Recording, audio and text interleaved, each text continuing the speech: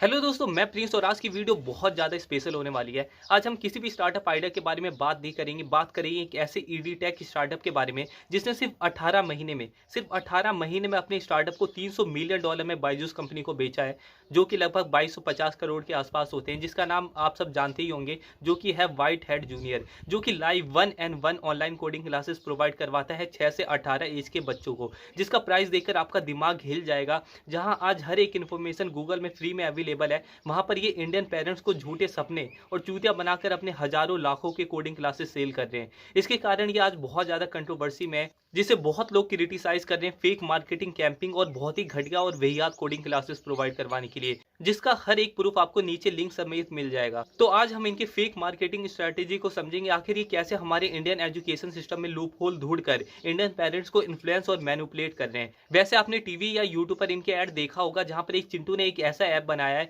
जिसमें बहुत सारे इन्वेस्टर इन्वेस्ट करने के लिए पागलों की तरह लड़ रहे हैं। या फिर वॉल्व गुप्ता की ऐड के बारे में तो जानते ही होंगे, इसकी तो बहुत ज्यादा न्यूज वायरल हुई थी, जिसमें वॉल्व गुप्ता जो कि सिर्फ 9 साल का बच्चा है, जिसे गूगल की तरफ से 150 करोड़ का पैकेज मिला है, या फिर वो 12 साल का है जिसे 1.2 करोड़ का पैकेज मिला है, या फिर वो सिर्फ 13 साल का है जिसे 20 करोड़ का पैकेज मिला है। ना जाने किस किस बिलियनर और सेलिब्रिटी के ऐड रन करके ये लोगों को इन्फ्लुएंस कर रहे हैं। तो आज हम इनकी सारी चीजों पर एक नजर डालेंगे और व्हाइट हैट जूनियर के पॉजिटिव और निगेटिव साइड को समझेंगे। वैसे सच कहूं तो मुझे नहीं पता ये वीडियो यूट्यूब पर कितने दिन तक रहने वाली है, क्योंकि कोई भी जब इनके खिलाफ वीडियो बनाते हैं तो ये उसे डिलीट करवा देते हैं या फिर मालहानि का केस उस पर कर देते हैं, जैसा कि सॉफ्टवेयर इंजीनियर प्रदीप पुनिया के साथ हुआ था, जिन्होंने इस स्टार्टअप का पर्दाफाश किया। लगभग इनकी हर एक वीडियो और आर्टिकल को इंटरनेट से हटाया गया है और इन पे 20 करोड़ का मालहानि केस किया गया इस स्टार्टअप के फाउंडर करण बजाज के द्वारा। तो इस पूरे वीडियो को मैंने 4 पार्ट में डिवाइड करा है, जिससे मैं 1 बाय 1 एक्सप्लेन करूंगा। पहले स्टार्टअप फाउंडर के बारे में बताऊंगा, दूसरा इनके स्टार्टअप आइडिया कैसे इन्हें ये बिलियन डॉलर का स्टार्टअप आइडिया आया,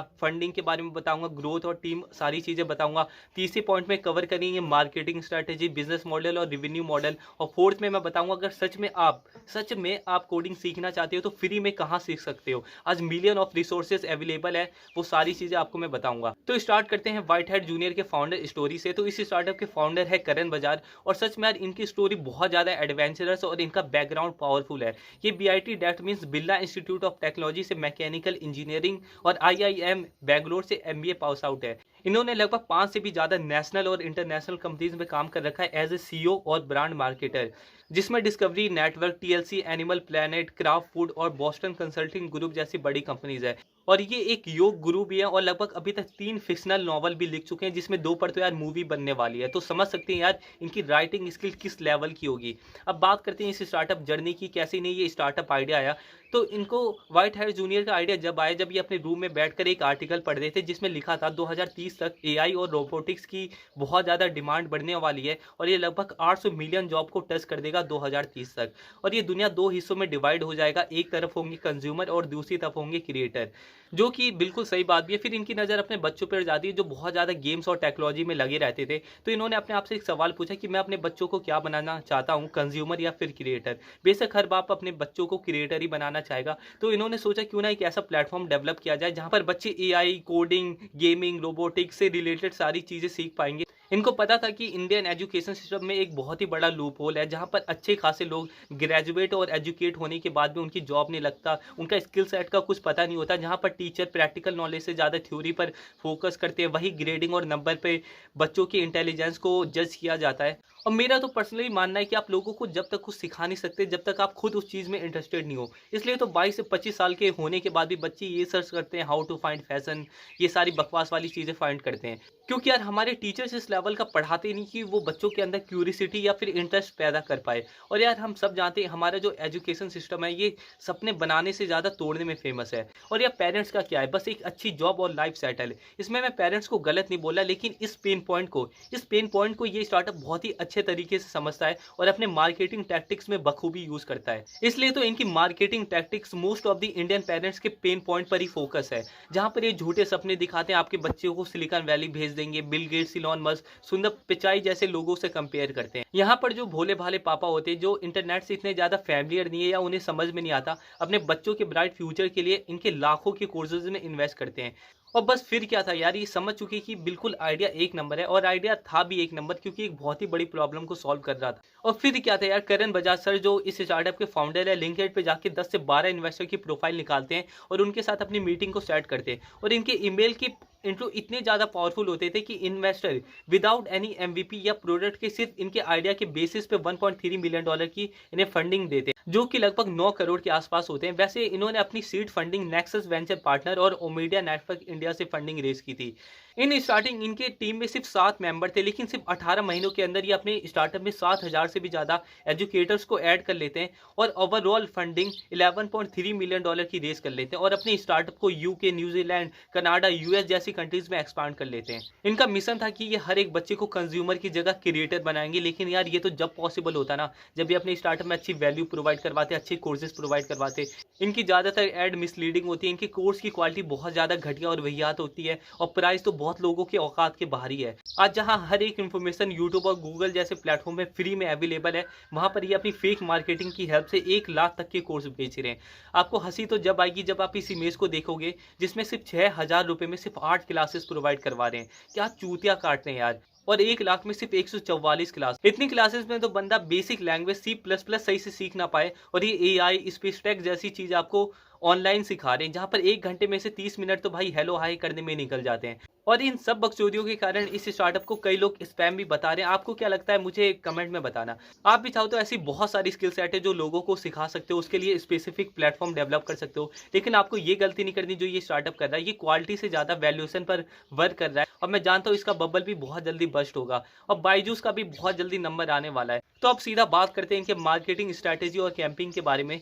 तो जैसा कि मैंने आपको शुरू में ही बताया था कि वाइट जूनियर की मार्केटिंग टैक्टिक्स बहुत ज़्यादा अग्रेसिव और मिसलीडिंग पर बेस है, जिसमें वॉल्फ गुप्ता और चिंटू भैया की ऐड दिखा के बहुत लोगों का चूतिया काटते हैं। लेकिन यहाँ मैं फिर भी इनकी मार्केटिंग टीम को बहुत ज़्यादा टैलेंटेड और उनकी तारीफ करूंगा। और जैसा कि हमारे चाणक्य जी ने कहा है कि हमारे बस एक ही स्वार्थ होना चाहिए, हर किसी से कुछ ना तो कुछ सीख लेना। और भाई इनसे तो हम बहुत सारी चीज़ें सीख सकते हैं। इन्होंने सिर्फ अपने स्टार्टअप को 1 साल के अंदर अपना जो रेवेन्यू है 0 से 40 मिलियन डॉलर तक पहुंचा दिया था, जो कि हर महीने 30 से 40% की ग्रोथ से बढ़ रहा था। और भाई कोविड-19 के समय तो पूछो मत भाई, तहलका मचा दिया था। जो 40 मिलियन डॉलर का रेवेन्यू था वो सिर्फ 8 महीने में बढ़ के 150 मिलियन डॉलर तक पहुंच गया था। और ये सिर्फ 18 महीने में इंडिया की सेकंड लार्जेस्ट और फास्टेस्ट ईडी टेक स्टार्टअप बन चुके थे। बेशक बायजूस को डर लगा होगा, और यही कारण है कि भाई बायजूस ने इसको 300 मिलियन डॉलर में भी खरीद लिया। तो 3-4 दिन बहुत ज़्यादा मेडिटेशन और मथापेली करने के बाद मैंने इनकी मार्केटिंग टैक्टिक्स को 3 हिस्सों में डिवाइड किया है, जो कि मैं 1 बाय 1 आपको बताऊंगा। तो इनकी मार्केटिंग स्ट्रैटेजी बेसिकली 3 चीज़ों पर डिपेंड करती है। पहला है होप और फेक ड्रीम्स, दूसरा है ग्रीड, और तीसरा है फियर। और ये तीनों इमोशन ह्यूमन बॉडी की सबसे पावरफुल इमोशंस और फीलिंग में से होती है, और अक्सर मार्केटिंग टीम या एडवर्टाइजिंग कंपनी इन 3 इमोशन पर ही फोकस करती है और टारगेट करती है। और सबसे मज़ेदार बात तो ये है कि ये हमारे सबकॉन्शियस लेवल पे ये सारी चीज़ें ट्रिगर होती है, तो हमें पता ही नहीं चलता कि हमें इन्फ्लुएंस किया जा रहा है। और इस कारण से ये और भी ज़्यादा ज़रूरी हो जाता है कि हम इनकी मार्केटिंग टैक्टिक्स को समझें।